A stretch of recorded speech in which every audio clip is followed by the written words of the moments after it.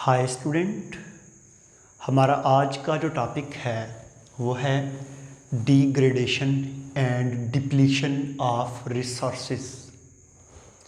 Degradation का मतलब होता है उनकी ब्रेक डाउन करना।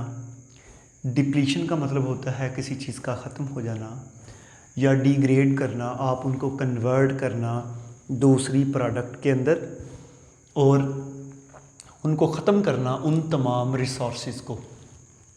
जितने भी मैंने पढ़ाए आपको, आपका जो मैन एंड हिज इन्वायरमेंट जो चैप्टर था उसमें मैंने जितने भी रिसोर्सेज आपके साथ डिस्कस किए हैं वो तमाम रिसोर्सेज जो हैं उनकी डिप्लीशन और उसके साथ साथ उनकी जो है डिग्रेडेशन। ठीक है, सबसे पहले हमारे पास नेचुरल रिसोर्सेज जो हैं, मैं अगर चंद की एग्जांपल आपको बताऊं, आपके पास वाटर एक नेचुरल रिसोर्स है,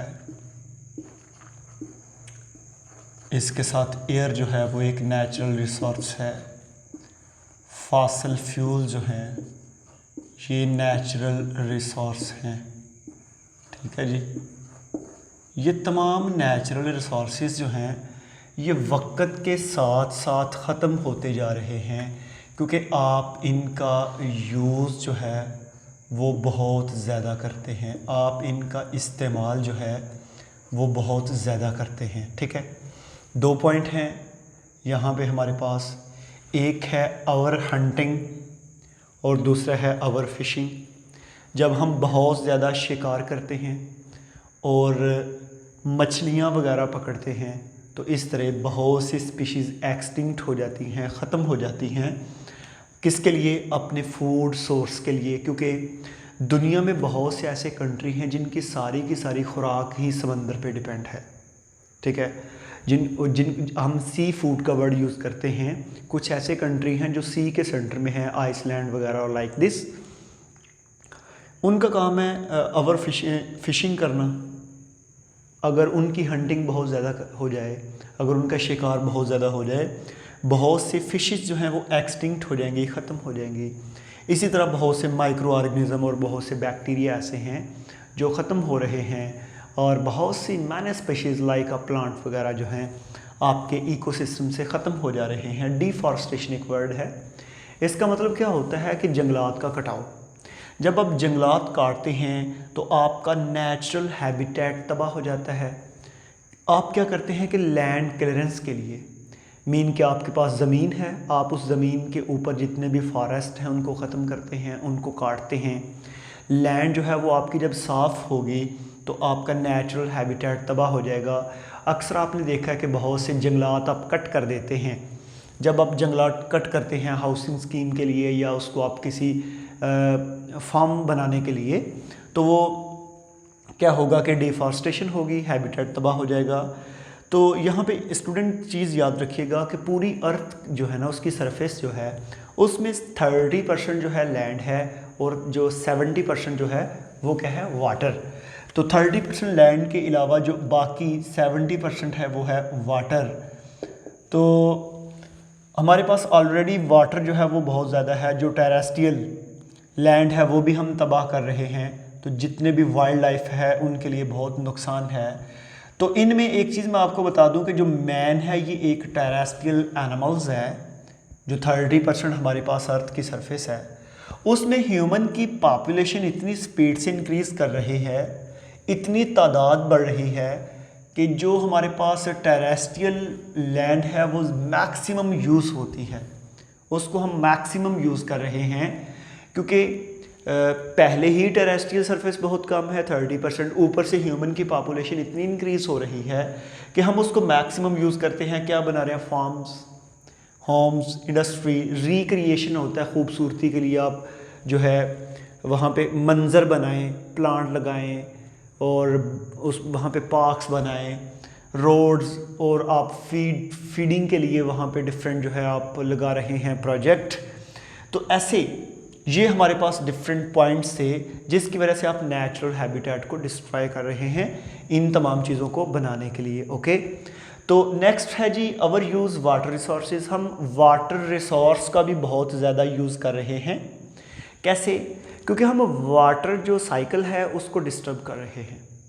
जब हम वाटर साइकिल को डिस्टर्ब करेंगे तो प्रॉपर रेनफॉल नहीं होगी।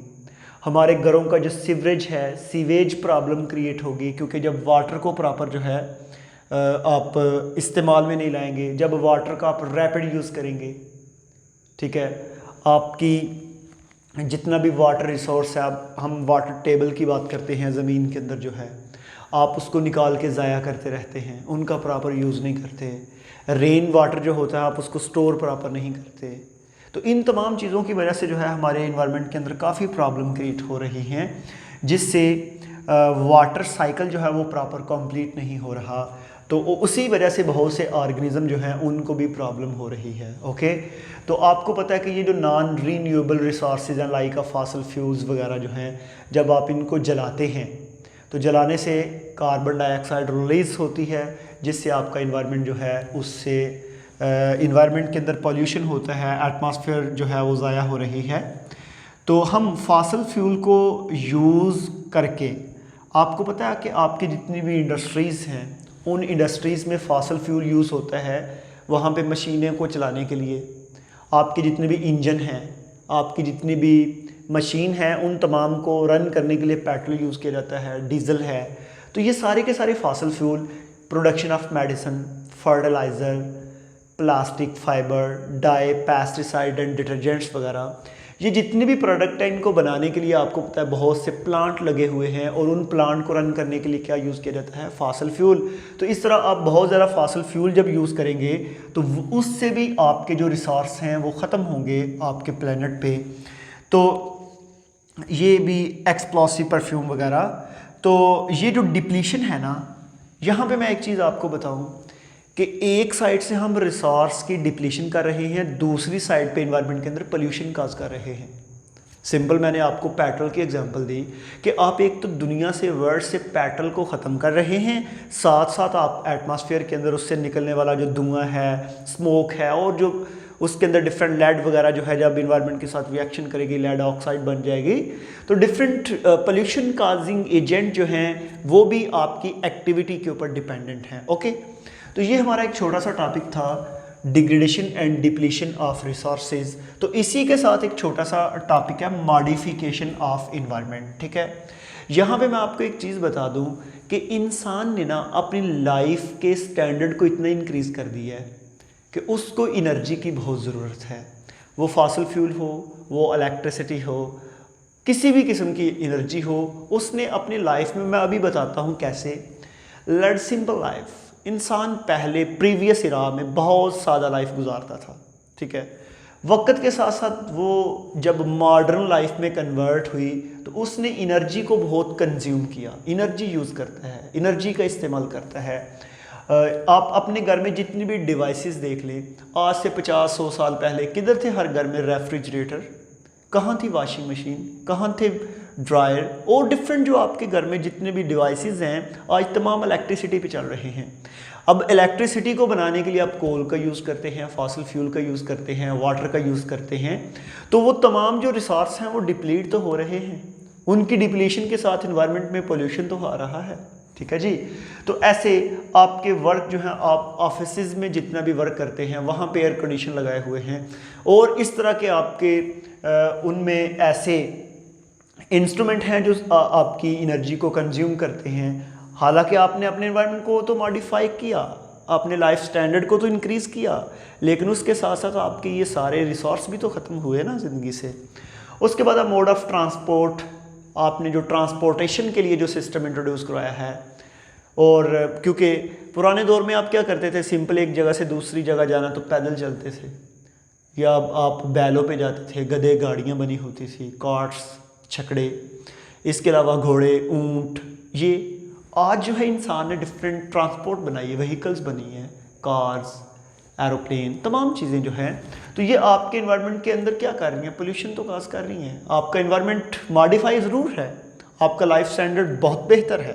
ठीक है, उसके बाद आपकी इंडस्ट्रीज़ जो हैं, इंडस्ट्रीज़ में लार्जेस्ट यूजेज है फॉसिल फ्यूल्स के, और आपकी इंडस्ट्रीज़ में प्रोडक्ट्स भी ज़ाहिर बात है बनती हैं। पुराने दौर का इंसान, उसके पास पहनने के लिए कपड़ा नहीं था, खाने के लिए खुराक प्रॉपर नहीं थी, लेकिन आज हर चीज़ मौजूद है आपकी मार्केट के अंदर।